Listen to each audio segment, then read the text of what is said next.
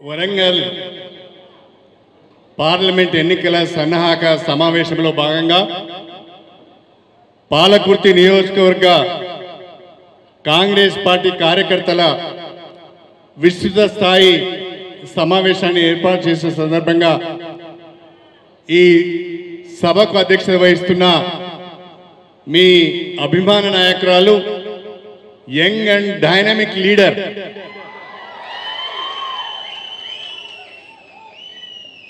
రాష్ట్ర రాజకీయాలలోనే ఒక చరిత్ర సృష్టించిన యశస్విని రెడ్డి గారు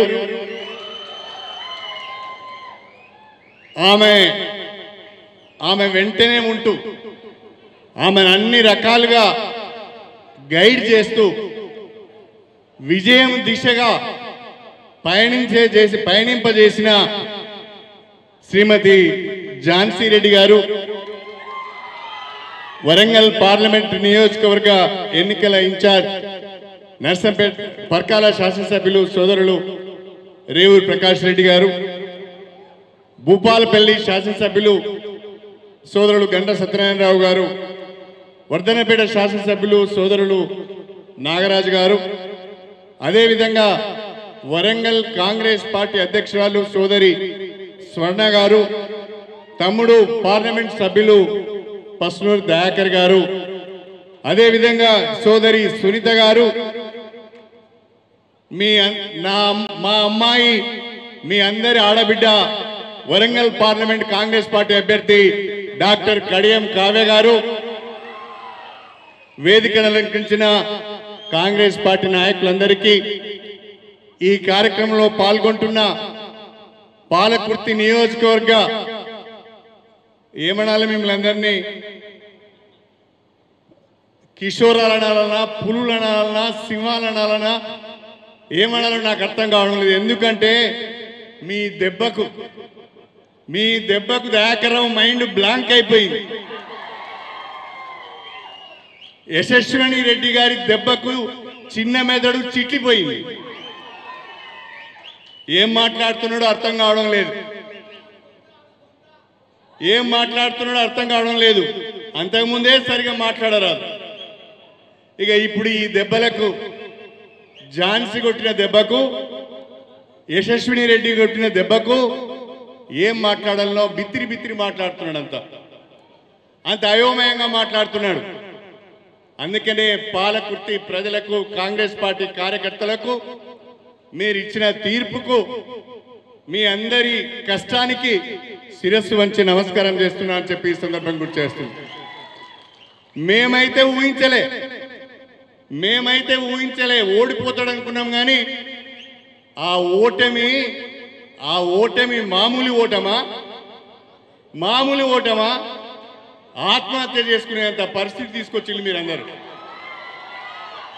50,000 ఓట్ల మెజారిటీ అంటే కొత్తగా రాజకీయాలకు వచ్చిన యశస్విని రెడ్డి ఓటమి ఎరగని నాయకునని చెప్పుకునే వ్యక్తిని మళ్ళీ పాలకుర్తి పొలిమర్లకు రావద్దు అని చెప్పి బ్రహ్మాండమైన గెలుపును మీరు యశస్విని గారికి ఇచ్చారు. నిజంగా మీ అందరికి కూడా హృదయపూర్వకంగా పేరున అభినందనలు తెలియజేస్తున్నాను, ధన్యవాదాలు తెలియజేస్తున్నాను. ప్రధానంగా దేశవ్యాప్తంగా భారతీయ జనతా పార్టీ వ్యవహార శైలిని, ప్రధానమంత్రి నరేంద్ర మోడీ గారి యొక్క పనితీరును మనం గమనిస్తున్నాం. గడిచిన 10 సంవత్సరాల కాలంలో నరేంద్ర మోడీ గారి ద్వారా, భారతీయ జనతా పార్టీ ద్వారా తెలంగాణకు ఒరిగింది ఏమీ లేదు. కనీసము విభజన చట్టంలో ఉన్న హామీలను కూడా నెరవేర్చలేని దద్దమ్మ ప్రభుత్వం నరేంద్ర మోడీ గారి ప్రభుత్వం. తెలంగాణ ప్రజలను మోసం చేస్తున్నది భారతీయ జనతా పార్టీ. మానభంగాలు చేశారు, హత్యలు చేశారు. కానీ ప్రధానమంత్రిలో చలనం లేదు. నేను అడుగుతున్న ప్రధానమంత్రి గారిని, మణిపూర్ భారతదేశంలో భాగం కాదా అని నేను అడుగుతున్నా. మీరు వాళ్ళని పరామర్శించవలసిన అవసరం లేదా అని నేను అడుగుతున్నాను. అదేవిధంగా ఉత్తరప్రదేశ్లో బుల్డోజర్ రాజ్యం నడుస్తున్నది. ఎదురు తిరిగిన వాళ్ళపైన బుల్డోజర్లు ఎక్కిస్తున్నారు. వాళ్ళ ఆస్తులను కూలగొడుతున్నారు. వాళ్ళ ఇండ్లను ధ్వంసం చేస్తున్నారు. డబుల్ ఇంజన్ సర్కారు యూపీలో ఆ రకంగా పనిచేస్తున్నారు. దేశవ్యాప్తంగా భారతీయ జనతా పార్టీ బడుగు బలహీన వర్గాలపైన దాడులు చేస్తున్నది, వాళ్ళ జీవితాలను నాశనం చేస్తున్నది. అలాంటి భారతీయ జనతా పార్టీకి మళ్ళీ ఓటేద్దామా? ఆ భారతీయ జనతా పార్టీ తెలంగాణలో అవసరమా? పాలకుర్తి నియోజకవర్గం విప్లవాలకు పుట్టిన గడ్డ, విప్లవాల పురిటిగడ్డ. తెలంగాణ సాయుధ రైతాంగ పోరాటం కానీ, భూస్వామ్య వ్యతిరేక పోరాటం కానీ, రజాకార్లకు వ్యతిరేకంగా చేసిన పోరాటంలో కానీ, మొన్నటికి మొన్న విప్లవోద్యమంలో కానీ పాలకుర్తి వీరగడ్డ. పాలకుర్తిలో ఉన్న ప్రతి ఒక్కరిలో కూడా విప్లవ భావాలు ఉన్నాయి, వామపక్ష భావాలున్న ఈ గడ్డ మీద భారతీయ జనతా పార్టీకి ఓటు పడవలసిన అవసరం లేదు, ఓటు వేయొద్దు అని చెప్పి నేను మీ అందరికీ సవినయంగా తెలియజేసుకుంటున్నా. దయచేసి ఆలోచించండి. మొన్నటి వరకు ఎమ్మెల్యేగా ఉన్న వ్యక్తి, మొన్నటి వరకు మంత్రిగా ఉన్న వ్యక్తి భారత రాష్ట్ర సమితికి ఓటేయమని వస్తున్నాడు. పాపము యశస్విని రెడ్డి గారు ఎమ్మెల్యే అయ్యి 4 నెలలు కూడా కాలేదు. అప్పుడే యశస్విని రెడ్డి గారు ఏం పని చేయడం లేదని చెప్పడానికి సిగ్గు లేదా దయాకర్ నీకు? ఇన్నేళ్ల నీ రాజకీయం, ఇన్నేళ్ళు దాదాపు 30 ఏళ్ల నీ రాజకీయంలో నువ్వు చేసిందేంటి? నువ్వు సంపాదించిందేంటి? నువ్వు మోసం చేసిందేంటి? నువ్వు ద్రోహం చేసిందేంటి? మర్చిపోయినావా?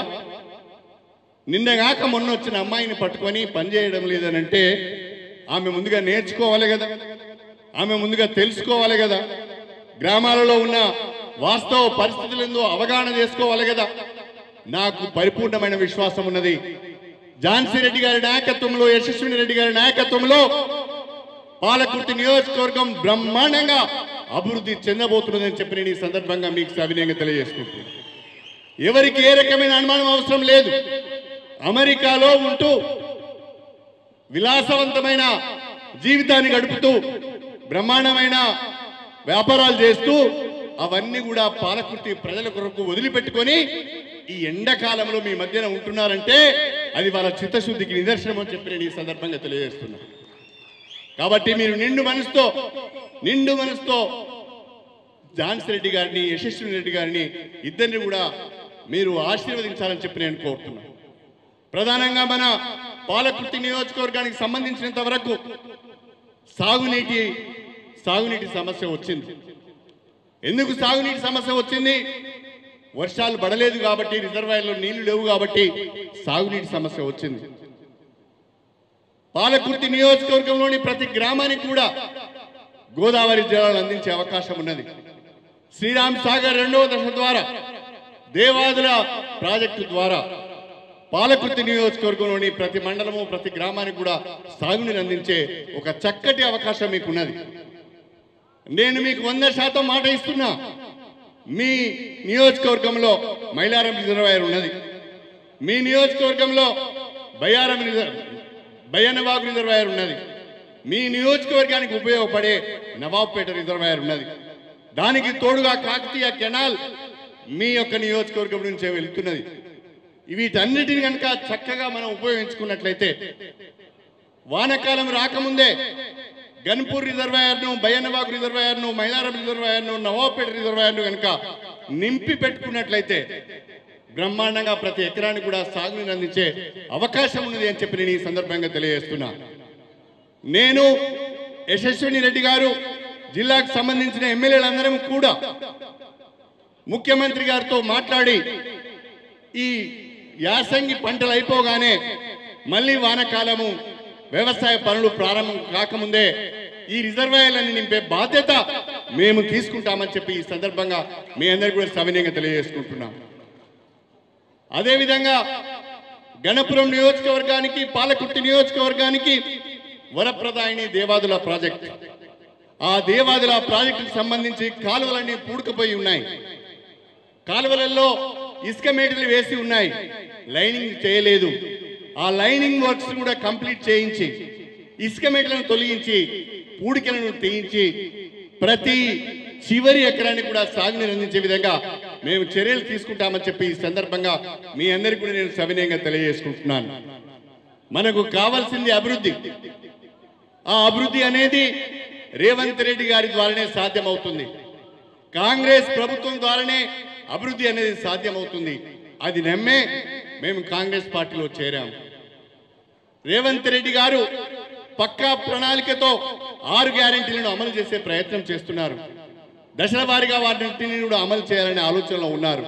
తప్పకుండా 6 గ్యారెంటీలు అమలు అవుతాయని నాకు నమ్మకం ఉంది అని చెప్పి ఈ సందర్భంగా తెలియజేసుకుంటున్నా.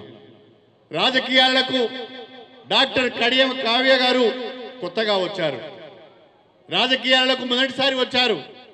ఏ రకంగానైతే మొదటిసారి వచ్చిన యశస్విని రెడ్డి గారిని బ్రహ్మాండంగా ఆశీర్వదించి అత్యధిక మెజార్టీతో మీరు గెలిపించారో, మొదటిసారిగా రాజకీయాల్లోకి వచ్చిన డాక్టర్ కడియం కావ్య గారిని కూడా అదే విధంగా మీరు నిండు మనసుతో ఆశీర్వదించాలని చెప్పి నేను మీ అందరు కూడా కోరుకుంటున్నాను. మీ అందరికీ కూడా నా గురించి తెలుసు. నా 30 సంవత్సరాల రాజకీయ జీవితంలో ఎక్కడ చిన్న పొరపాటు చేయలేదు, ఎక్కడ అవినీతికి పాల్పడలేదు, ఎక్కడ కూడా భూ కబ్జాలకు పాల్పడలేదు. దయాకర్రావు గారు అంటుండేది, అరే నీకు మంత్రి పదవి వస్తుంది, నాకు వస్తలేదు అంటే నీకు చదువు రాదు, నీ లెక్క నేను అవినీతికి పాల్పడను, నీ లెక్క నేను భూ కబ్జాలకు పాల్పడను, నా నిజాయితీ నాకు అవకాశాలు తెస్తున్నది, నీ యొక్క అవినీతిని నిన్ను దూరంగా పెడుతున్నది అని చెప్పి అనేక సందర్భాలలో చెప్పాను. కానీ ఇవాళ అదే దయాకర్రావు గారు నాకు మంత్రి పదవి ఇప్పించిన అని చెప్పుకుంటున్నాడు. సిగ్గుండాలే, కాస్త వినటోళ్ళు ఏమనుకుంటారనే ఆలోచన కూడా ఉండాలి. అవి ఏమీ లేకుండా మాట్లాడే ప్రయత్నం చేస్తున్నాడు. దయాకర్రావు గారి మనస్తత్వం ఏంటి అంటే, అందితే జుట్టు పట్టుకుంటాడు, నువ్వు ఎదురు తిరిగితే నీ కాళ్ళు పట్టుకుంటాడు అని చెప్పి నేను ఈ సందర్భంగా సవినయంగా తెలియజేసుకుంటున్నాను. పాలకుర్తి నియోజకవర్గ ప్రజలు మళ్ళీ దయాకర్రావును పాలకుర్తి పొలిమెరలోకి రానియవద్దు. ఇంకా ఇంకా ఇంకా చిన్న వయసులో ఎన్నికైన యశస్విని రెడ్డి వాళ్ళ అత్తమ్మ ఝాన్సీ గారు దశాబ్దాల తరబడి మీకు సేవ చేసే అవకాశం వాళ్ళకి కలిగింది. మీ సేవలో వాళ్ళు ఉంటారు.